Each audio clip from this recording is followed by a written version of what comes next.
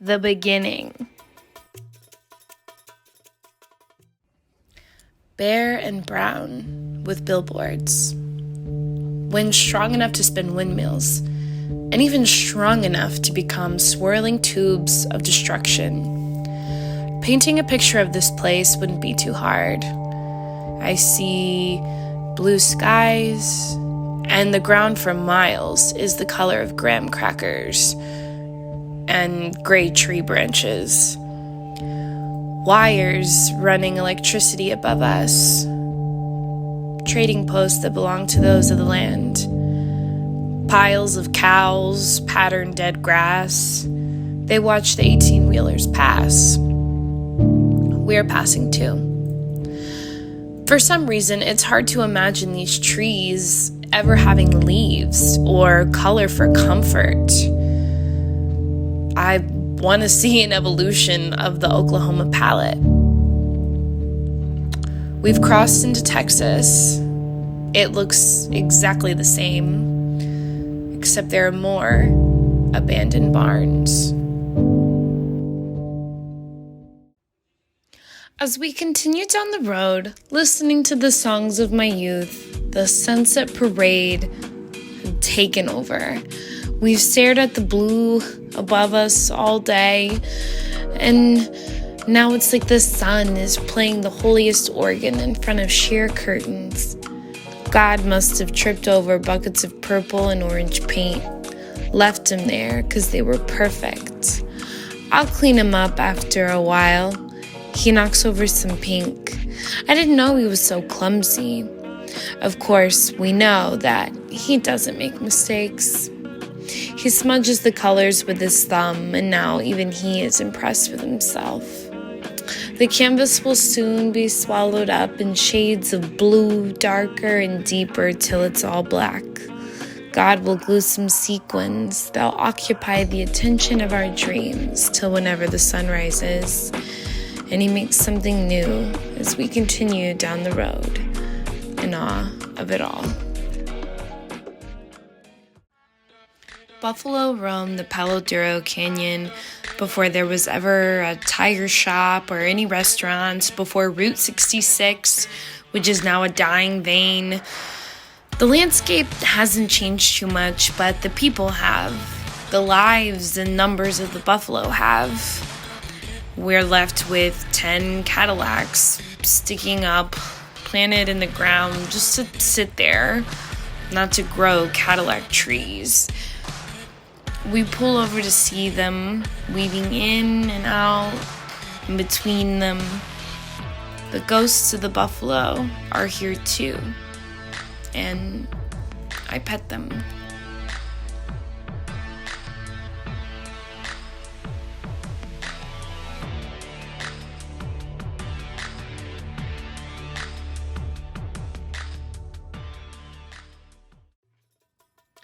Found bits of me in Santa Fe.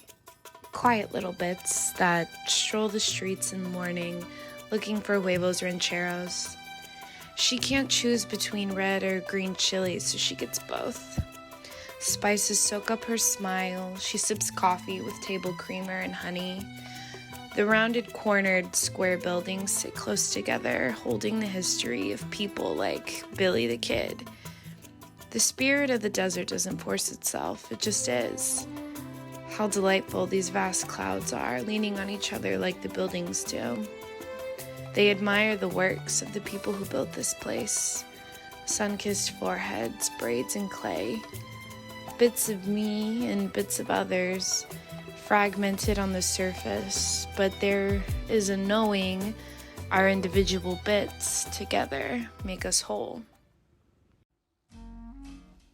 Continue. Through the vortex of a brown rainbow against the turquoise backdrop. Time passes as cars do. We'd like to make it to the canyon by sunset, but I don't think that's in our future. Our attention drifts to tourist attractions we'll probably never go to again. The meteor crater. We climb the stairs to the top. We talk about the people that found this hole in the earth and what they could have been thinking.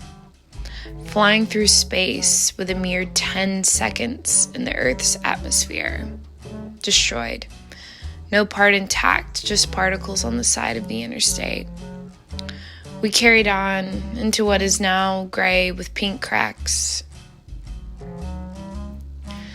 Dinner of potatoes and peppers, chamomile tea and closeness. We stare at the fire.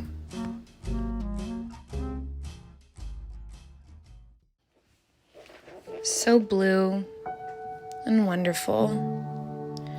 Jagged edges, peaceful winds. Shake our hands at 6:38 in the morning.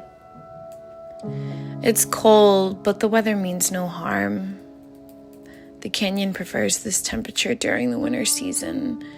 It reminds it of the Ice Age, its womb, its birth. There's light in the distance, but snow clouds herd together and block tasty notes of orange, yellow, and pink. Even still, it's alluring. Red mud appears closely, then slowly in the distance. A presence is felt. I'm not exactly sure who or what it is, but it tells me it's been here and will be here if I ever want to come back and know it more. I've denied my own self. I've denied my deepest desires. It was easy. I learned to do it when I was a child. I think about how shy I was in my 7th grade science class, trembling when called upon to answer a question because I was so scared to be wrong. I was always wrong at home. The only confirmation I ever got was that all that I did and all that I was incorrect. I tried not to believe these untruths to be true, but it seems back then I was much more impressionable. The person making my lunch never gave me any assurance otherwise. I'm older now. I've made some choices, and perhaps not all of them have served me. I pray to be reminded daily to nurture the little girl who still lives inside me. I encourage her not to be scared, but to come out of her skeleton. She can embrace herself in the world, let the world embrace her, but keep strict boundaries because she's not going backwards. To be alone and in love with yourself has to be the highest form of being.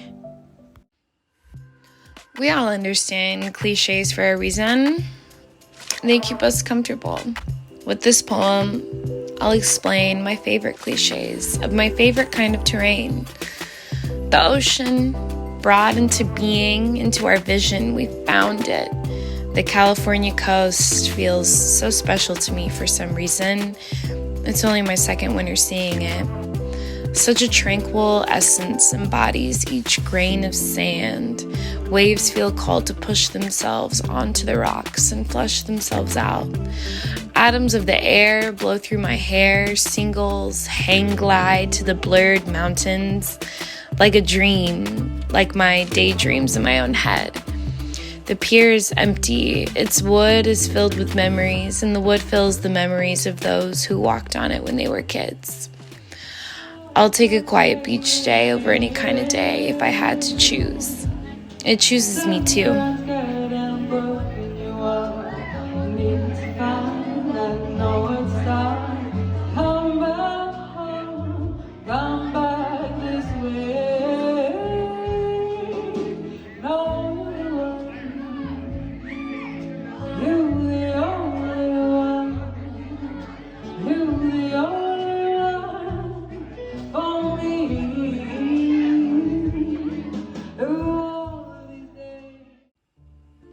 I stood over my life like the lonely cactus on the top of a mountain. I watch, I listen to the rustling of the air currents. It seeped past me and down below to my brothers and sisters. I've longed to understand why the things in my life have happened the way that they have. I've yearned in lonely nights, so much so that breathing became hard. Panic was so comfortable, and the ones who shaped me are in denial, told me I was hearing the devil. I decided to stand there and watch until I knew, until I understood. My brothers and sisters have told me that I'm not the only one. They know what I know because it happened to them too. I guess we're all hearing the devil. Symptoms of the modern world. Beautiful blue lagoon. Loving you like I love eating blackberries. The sun is low but not blistering. Wind blows, I'm listening. Blushing as fish bloop by. Blessings light my blood. This is all my blurb, or is it just a lie?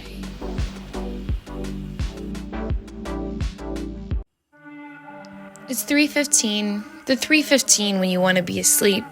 I can't sleep. I've been thinking about pain, feeling pain, wishing the pain away. I have a bone spur in my right foot. I'm no doctor, but I'm sure of it.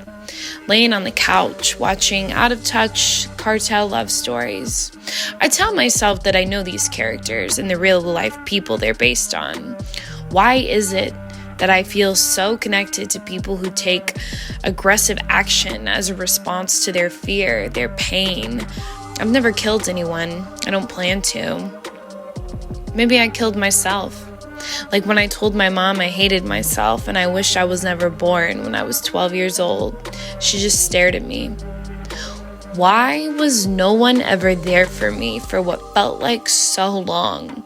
Maybe that's why I like drug lords, or think I do. Who is authentically there for them? But the money is. Why doesn't the DEA try to understand the pain of the people? Doesn't it make sense how this world came to exist? Does no one see it? Do they just avoid it? You're all avoiding your pain. 3:15 can be a great time to acknowledge it. You can really think about it. Cry to yourself on the couch. Love the 12-year-old who felt trapped, who wanted to run away, who told her mom she looked at plane tickets and bus tickets and her mom just stared. Eventually you fall asleep. And when you wake up, you're a different person.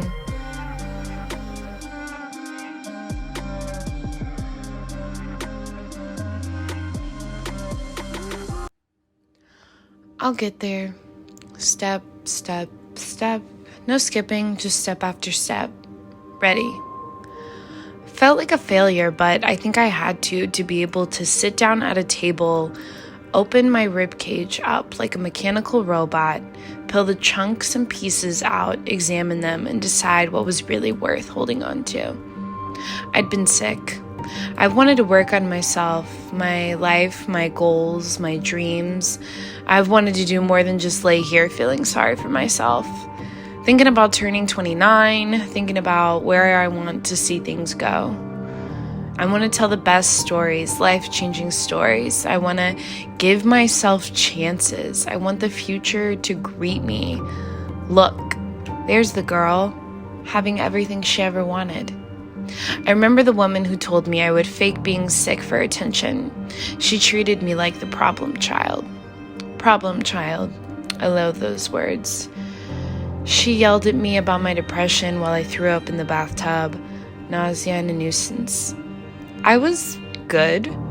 I behaved. I had manners, always nice, and for some reason I hated me.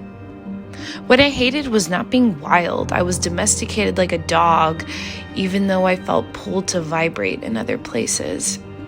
Filling the void, eating, drinking, smoking, prefiero afuera, people-pleasing. Those are the chunks I thought I should get rid of. But what if I loved them instead? And let go of how I felt about them. I can trust myself. I can use my intuition. No greater goal than to love. I have freedom to create what I want. Fuck off, January 8th. As soon as he started to say what I thought he was going to say, the hyperactive breath of panic started, and I couldn't control my screaming or my crying. I ran outside to the cacti and began to let it out.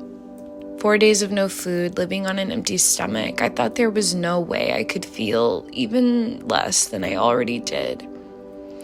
This had nothing to do with my stomach and everything to do with my heart. Like we've seen before, when an eagle or some kind of bird captures the snake and sits on top of a cactus, devours it. The eagle of death captured my heart and devoured it. Her loyalty. I've heard people say that humans don't deserve dogs, but I disagree. Nina and I deserved each other. I saw myself in her eyes, and I knew she understood me. Her words were car ride and walk. We agreed to rescue her, but she rescued us. She taught me how it's okay to let people in. When you're ready, it always gets to be on my terms.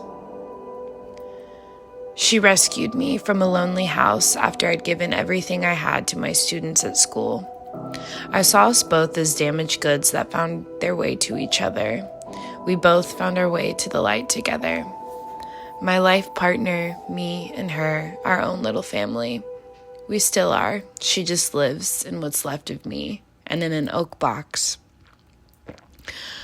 We'll eventually make our way back, and that'll be the end of it. Rest in peace to the dog I didn't know I needed, but I'm so glad I had.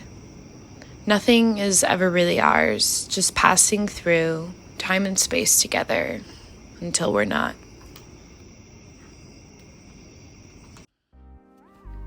Stung by a bee in some bed sheets. White circle, red dot. Pillow on my face, can't sleep. Sometimes I'm afraid of the dark, because I've seen bad things in the dark. Feels good to be honest with myself.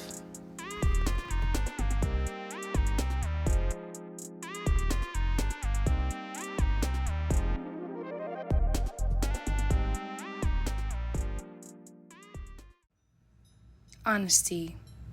You want to talk honesty? The dirty, the filthy truth to me. I don't want to talk to you about me. Just tell me about you. Distract me from my bullshit, my punching bag hanging from a concrete ceiling, punched over and over again. I slap it. It slaps me back. This wound shows me the deepest places. You're here too, and your sweetness.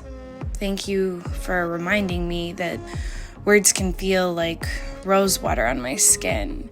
It drips down, it covers me. Nectar pulses out of me. I share it with you, and you're reminded how sweet it can be to be with another. There's a place that only I can go. The walls are dark purple, there's yellow lighting. Yellow like a moon hand-painted on a ceramic tile, like the one in the shower. Violet smoke fills these halls. I watch me floating through the fog, down 1,000 staircases. Find my chair, put my feet on the table. I sip my drink, a martini, wearing a mauve silk nightgown, alone in my cave, watching the depths of me. It would be so nice of you if you could look inside yourself and find the pieces of me that I put there. I don't want them back, but I want to show them to you. I'll explain and maybe you'll understand. Or maybe you won't. I'm sorry I'm scared to share, but very little do you ask me about what I've seen. And that makes me feel like you don't care. So that's why I lock myself up and throw away the key. And when I do this, you don't try to pry me open. You want me to feel full, but sometimes everything evacuates from me.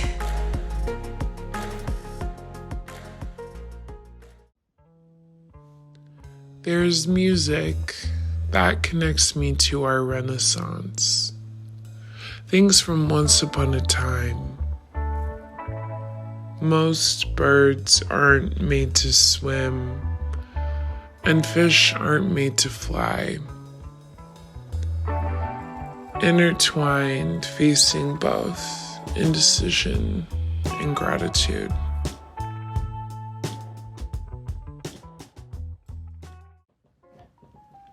My art is who I am. It's how I see the world. How I make any sort of sense of what the hell is going on here. Does anyone know what the hell is going on. I do, or at least I think I do. For me, that is. I'm opening up to the world unsealing itself to me from its jar. We infuse. I'm like an herb with many properties. The details become more clear. The who I was, the where I've been, makes more sense today than it did yesterday. Tomorrow, the way the hot water holds the roots and elements and flavors of blue lotus and peppermint, I'll hold myself. I've had a calling to a time and a place that exists both before and beyond. It's a simple place where the water runs from the faucet outside into my cup where the soap has been waiting for it. The cup is tossed, the clothes are wet, and smashed against the cement sink. I run water over them again for a rinse. I twist them and pull them, try to empty the water from the innovated cotton. They are hung low, close to the sand, and after tonight, they will be dry.